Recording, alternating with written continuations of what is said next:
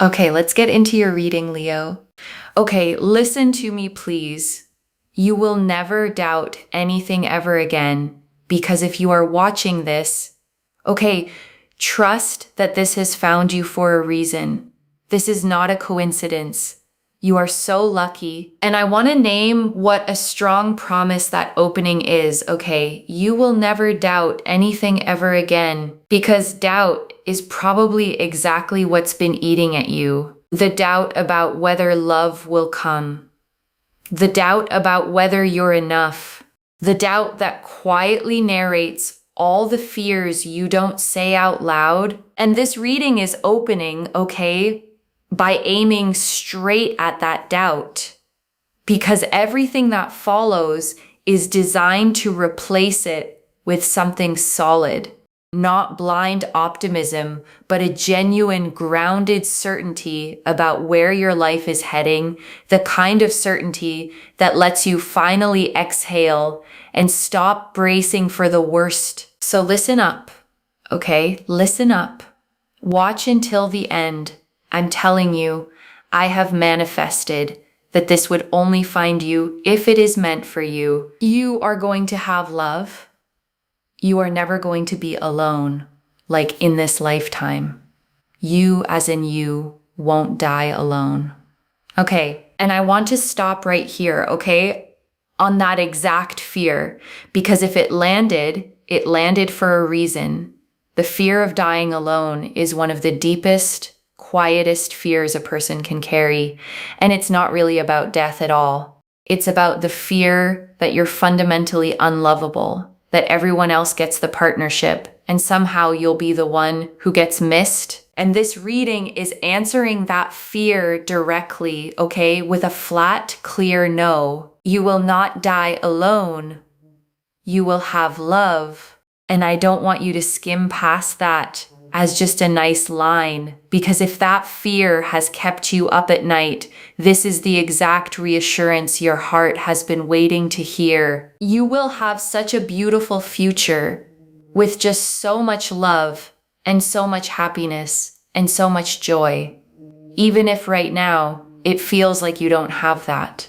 Even right now, if you are alone, you are sad, you are single, you're in a situation, you don't know what's going on. If you feel uncertain, if you feel unsure, if you are just like, oh my God, am I going to die alone? The answer to that particular question is no.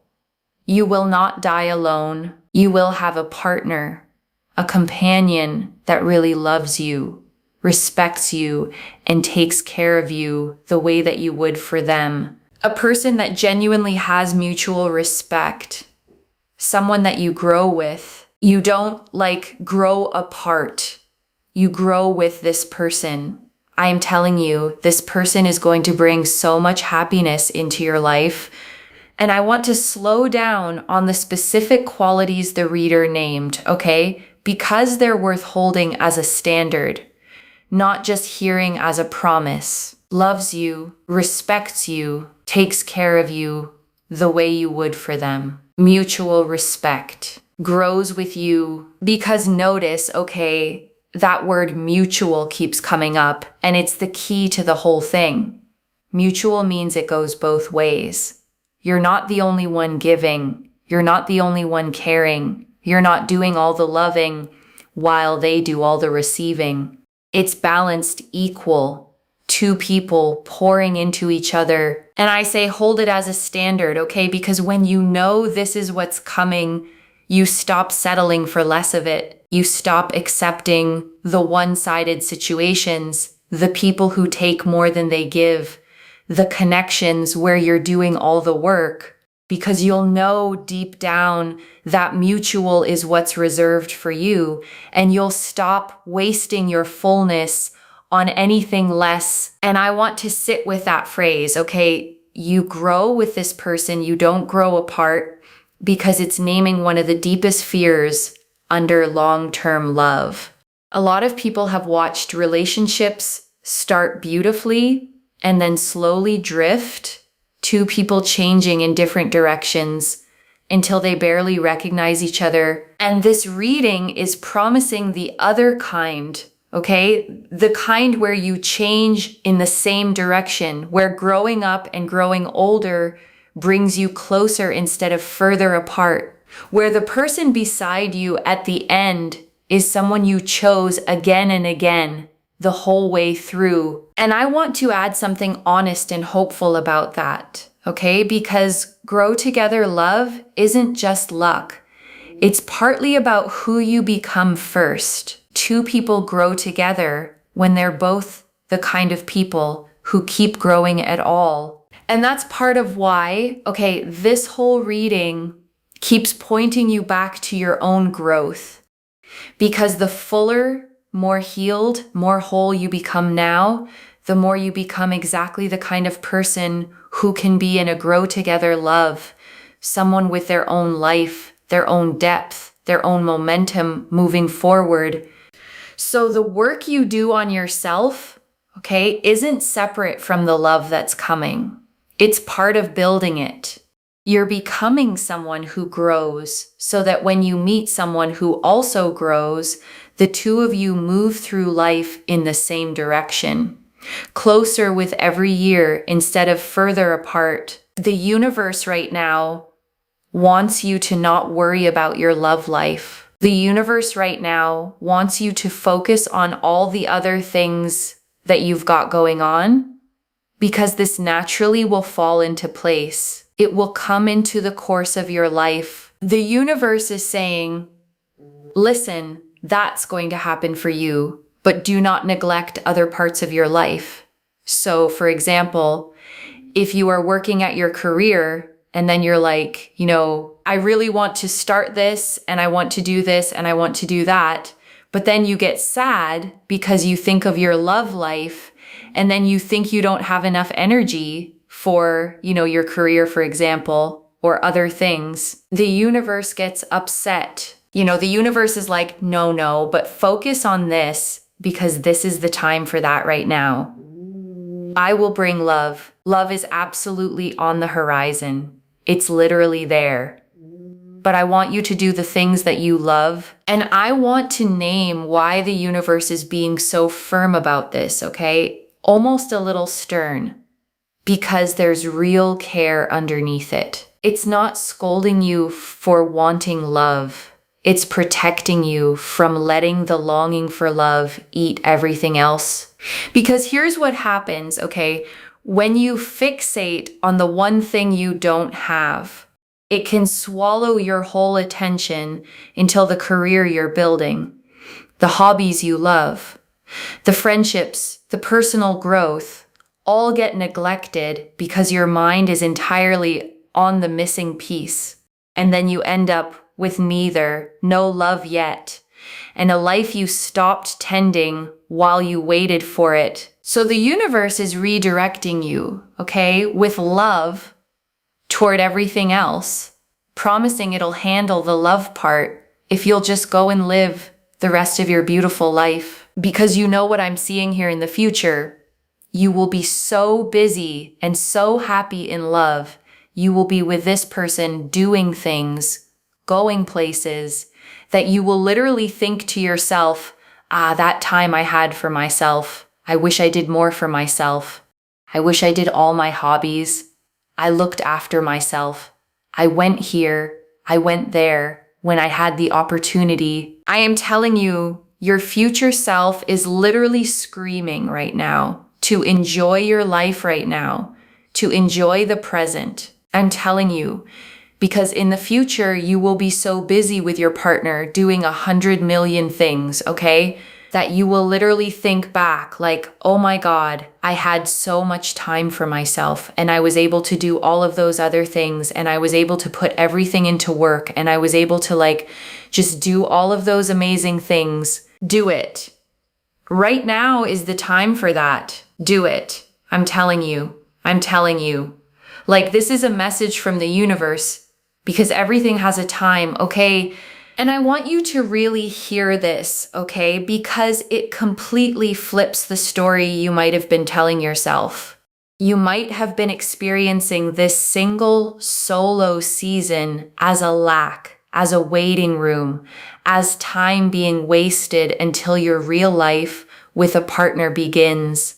But your future self, okay, the one who's busy and in love and happy, doesn't look back on this time as wasted. They look back on it as precious, as a rare window of freedom and self-focus that they'd almost give anything to have again just for a day. So this time you're in, okay, isn't the empty waiting before your life. It is your life, a specific and precious chapter of it.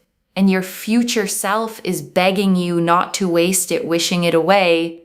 And your future self is going to be like, I wish I didn't spend all that time, getting overwhelmed, getting upset, getting emotional, because it all just worked out. It all just worked out. I want you to comment that down below. It all works out. Comment that down below. Like this video and make sure you are subscribed to Moonveil Tarot. You must be subscribed, okay? Energy is energy. In order to be able to receive, we must be willing to give. I'm telling you, everything just works out. Right now is the time for spiritual growth. Right now is the time for money. Right now is the time for opportunities to work on hobbies for personal growth.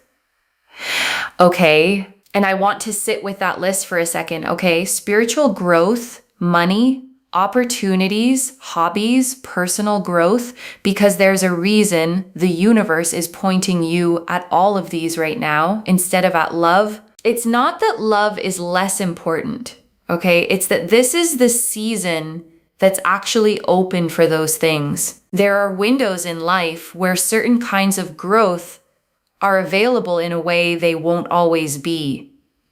The freedom to pour fully into your career, the space to explore who you are, the time to heal, to build, to become. And those windows, okay, don't stay open forever. The reader's whole point is that once love arrives, once life fills up with a partner and everything that comes with them, this particular kind of undivided self-focus becomes rare. So the universe isn't denying you love. It's urging you to use this specific window for the growth that this window is uniquely made for. Now, love is going to enter pretty fast, okay? Pretty fast. But it seems to enter in pretty fast after you have really put and poured a lot of energy into self-satisfaction within yourself, okay? Not wanting another person to satisfy you, not wanting another person to come and rescue you. But when you feel so satisfied within yourself and you think, I did everything for my work, my career, I did everything and I did it myself, boom, love comes in. Because one thing that I'm seeing is that when you have done this for yourself, the universe will be like, you've learned a karmic lesson, which is not expecting someone else to come and just randomly rescue you. And I want to slow all the way down on this, okay? Because it's the true heart of the whole reading, and it's worth understanding rather than just hearing. Love comes when you stop needing it to rescue you, not as a punishment, not as some cruel test, but for a reason that actually makes deep sense. Because when you're empty, okay, when you need another person to fill you, to complete you, to make you okay, you tend to attract from that emptiness. You cling, you settle, you accept less than you deserve, because any love feels better than the whole. But when you're full, okay, when you've built a life you love, done the things that satisfy you, become someone you're proud of, you attract from fullness instead.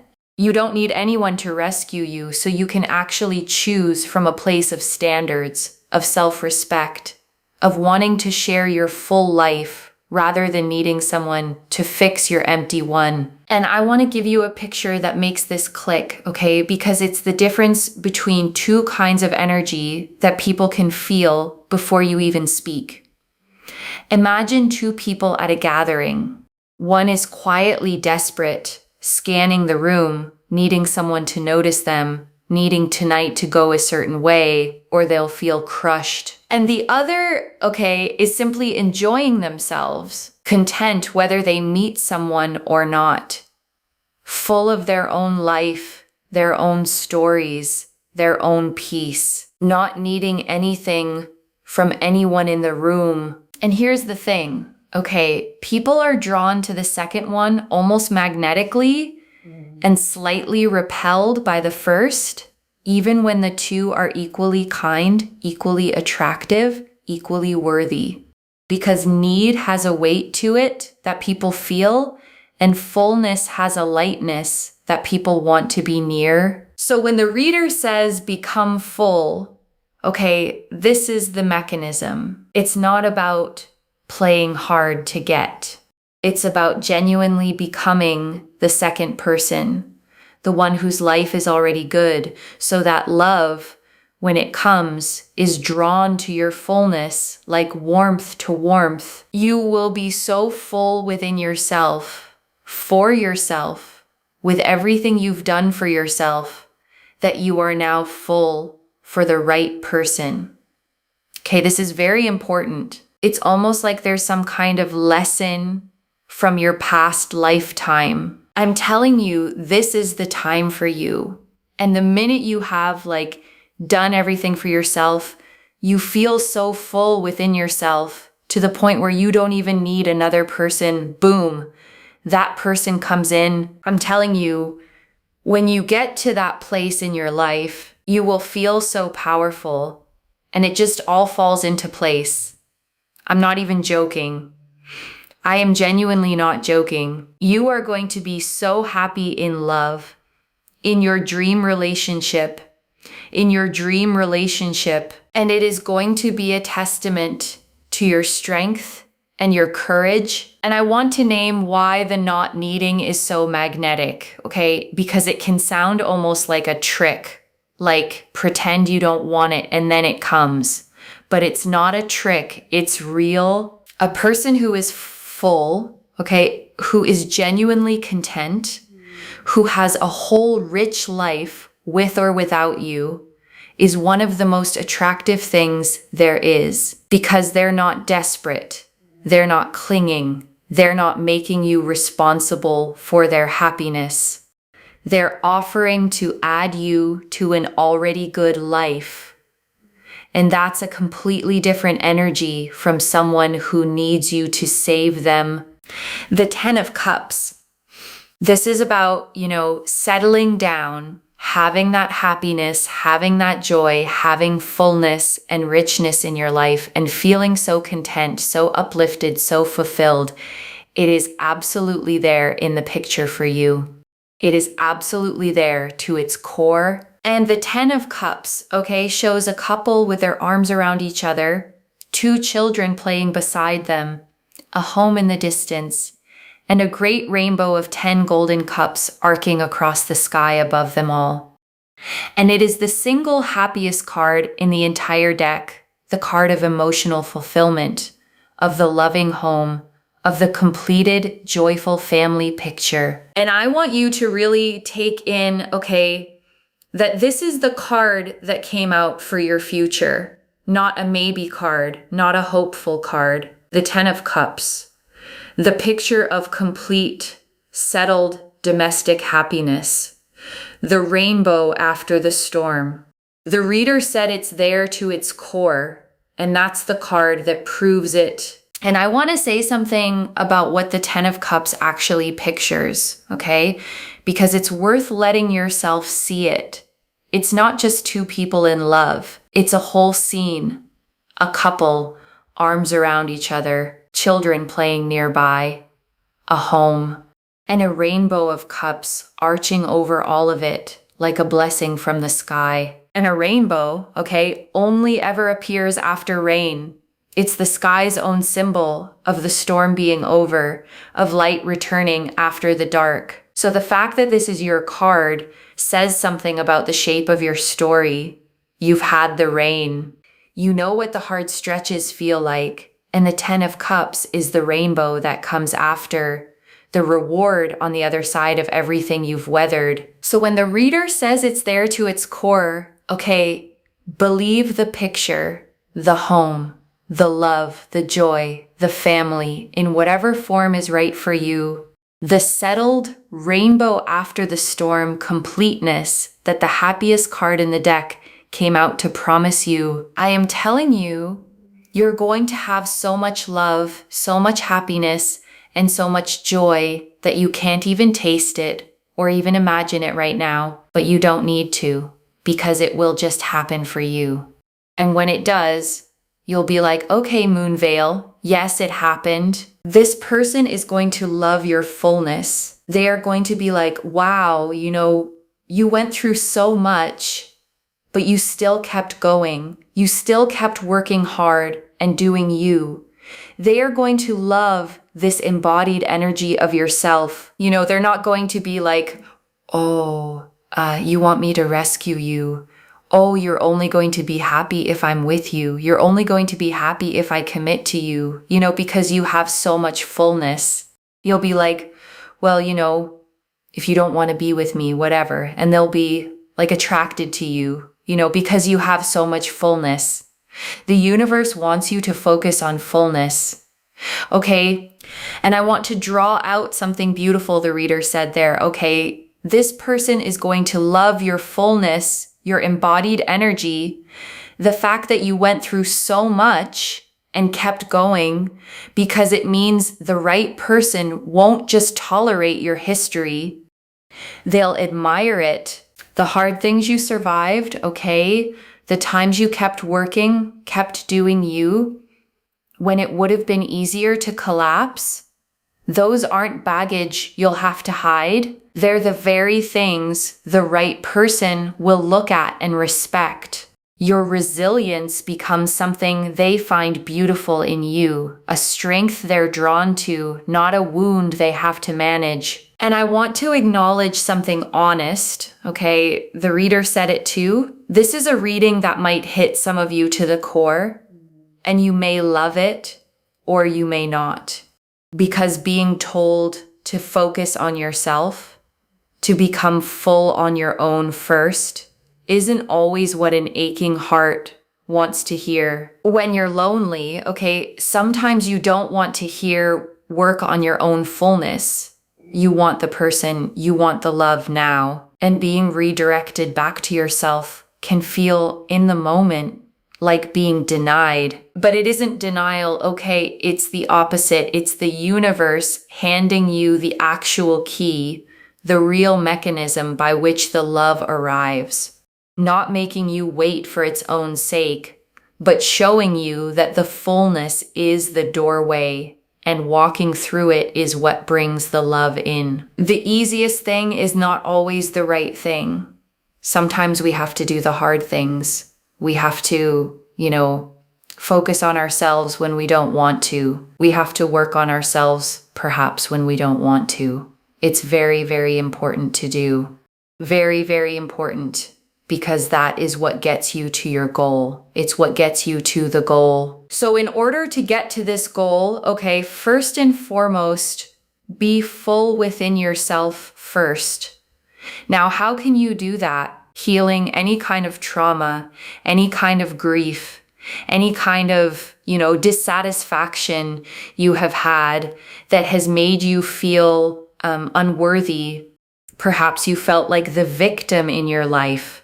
We want to become the victor. The victor, and I want to sit with that word, okay, victor, because the shift from victim to victor is genuinely the whole inner journey this reading is pointing you toward. And I want to be clear about what it does and doesn't mean becoming the victor, okay? Doesn't mean pretending the hard things didn't happen or that they didn't hurt. The victim and the victor went through the exact same events. The difference isn't what happened to them. It's the story they carry forward. The victim carries, okay, this happened to me and it proves something is wrong with me and I'm at the mercy of it. The victor carries, this happened to me and I survived it and it made me someone who can handle things and I get to decide what comes next. Same wounds, different power, and moving from one to the other is the healing that makes you full. And healing that, okay, working through the trauma, the grief, the patterns that have repeated, the places you felt unworthy, is some of the most powerful and most worthwhile work a person can do. Because when you heal on that core level, you start to feel better in your actual life. You feel stronger, more revitalized, more confident, more like the full, whole version of yourself that the right love is drawn to. And a lot of the time, okay, these lessons feel like they're from further back than this life even. Patterns you didn't consciously create, wounds that feel older than their events. And whether you believe that literally or just feel it poetically, the point is the same. You are the one in this lifetime who gets to finally learn the lesson and break the pattern. One of the biggest patterns to heal, okay, is codependency, where your emotional state depends entirely on what other people do. For example, if someone isn't nice to you and your whole mood collapses based on their behavior, that's a sign your inner state is being held in someone else's hands. And the work, okay, is bringing that back home to yourself, learning to be okay regardless of what someone else does, learning that your worth isn't up for a vote, that your peace doesn't depend on another person's approval. Because when your happiness lives inside you instead of in someone else's hands, that's fullness. And that fullness is exactly what the right person falls in love with. And I want to be really practical about this one, okay? Because codependency can sound like a clinical word that doesn't apply to you, but the reader gave a very ordinary example, and it's worth sitting with. If someone isn't nice to you and your whole mood drops based on that, that's the pattern. And almost everyone does this to some degree, okay? So it's not about shame. It's about noticing how much of your inner weather is being controlled from the outside. How a single cold text can ruin your afternoon.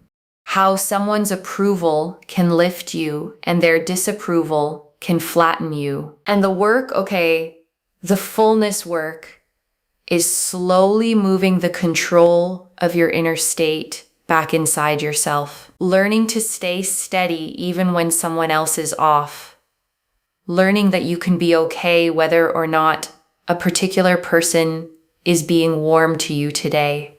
And every inch you reclaim of that, every bit of your peace you take back from other people's hands, is another inch of fullness, another piece of the whole, magnetic, self-possessed person the right love is drawn to. And then boom, you get to your goal. Because you will be a healed, fuller version of yourself. You'll feel better. You'll feel stronger. The Four of Pentacles. Don't worry, it's all coming together. Four of Pentacles, it's already yours. It's destined to be yours. Do the work and it comes sooner. And the Four of Pentacles, okay, shows a figure holding a coin tightly to their chest, one under each foot, one balanced on their head, gripping firmly to what is theirs.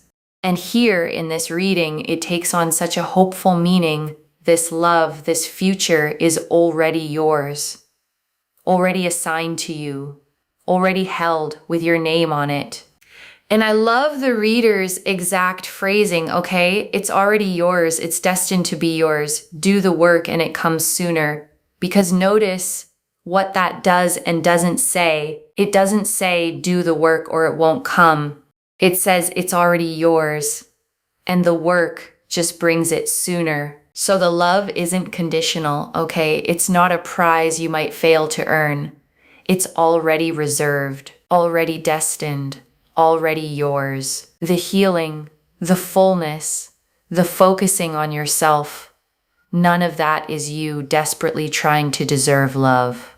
It's just you speeding up the arrival of something that was always going to be yours anyway. And before I close this out, I want to leave a few things to actually hold on to, okay? The first, you will not die alone, loves. The reading opened with it, and the Ten of Cups confirmed it, the happiest card in the deck, the loving home, the settled, joyful future. Whatever the fear has been whispering, the answer is a clear no.